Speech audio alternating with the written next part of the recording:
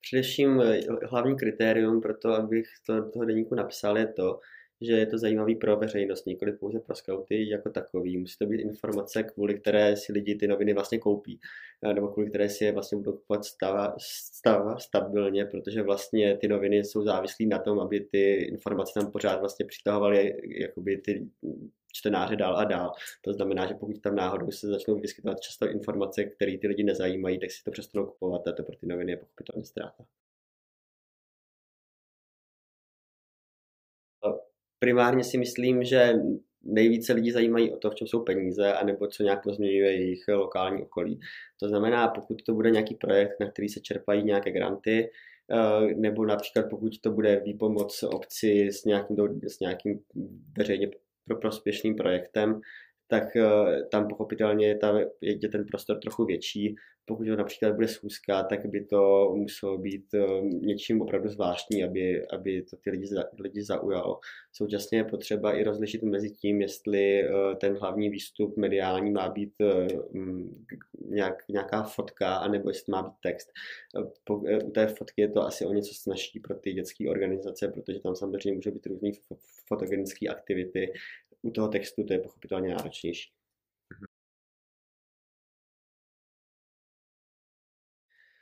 Nejsnažší varianta nebo standardní je taková, že se vytvoří nějaká stručná tisková zpráva, ve které jsou shrnuty ty podstatné informace a pošle se mailem do redakce novin a oni potom, pokud jim to přijde zajímavý, tak zavolají sami.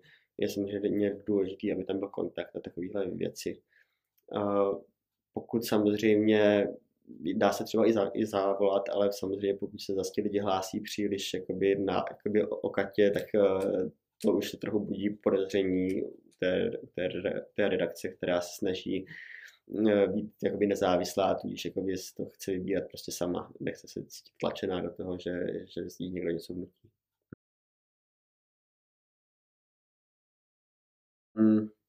Třeba ve Vyškovském deníku to bylo tak, že tam bylo většinou zpravidla 3 až 5 článků na 2 sloupky, což byla tak zhruba třetina A4 Wordem, pak tam bylo několik článků, tak zhruba na 5 řádků Wordem a pak tam byly 3 nebo 2 velký články, které třeba byly na A4 a kousek ve Wordu. Ten výběr samozřejmě musí probíhat tak, aby ty noviny byly určitým způsobem vlastně různorodý. To znamená, pokud děláte nábor v době, kdy dělají nábor všichni, není úplně pravděpodobný, že byste se tam zrovna dostali, obzvlášť pokud by tam už se s náborem dostal někdo jiný. To znamená, že ideální je dostat se do těch novin s něčím, co v té chvíli neprobíhá nikde jinde.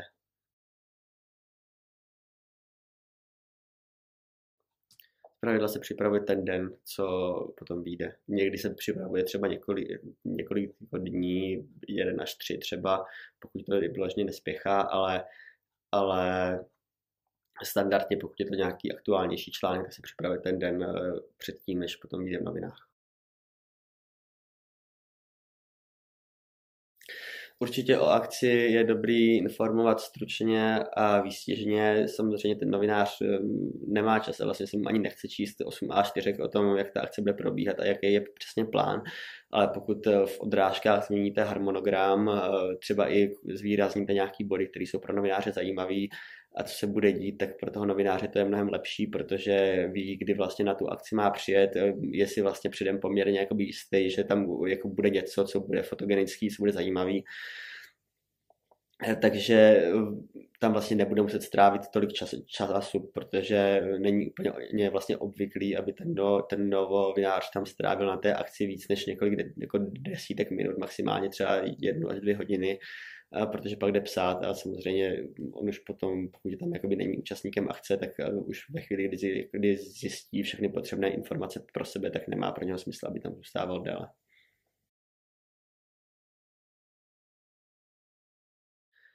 Takovou věc zrovna si myslím, že je dobrý dát vědět trochu víc napřed, protože zpravidla ty reportáže mají své pravidelné místa v těch novinách, se nějak periodicky třeba opakují, třeba ve Vyškovském deníku to byly pravidelně víkendy, a takže aby ta redakce vlastně věděla, že si může vybrat mimo jiné i tuhle akci. Samozřejmě prochází se web, ale i tak prostě ti lidi zpravidla nejsou schopni pokrýt úplně všechno, co se děje.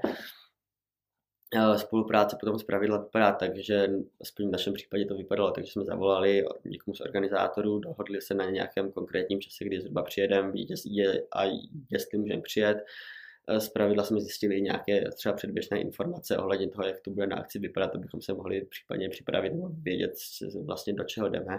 A pak v podstatě další interakce proběhla až na místě, kde vlastně ten novinář přijel a zpravidla potom vyhledal i někoho z organizátorů, aby řekl něco o akci, ale samozřejmě hlavní tělo reportáže dělají ti účastníci, takže s tím se mluví především.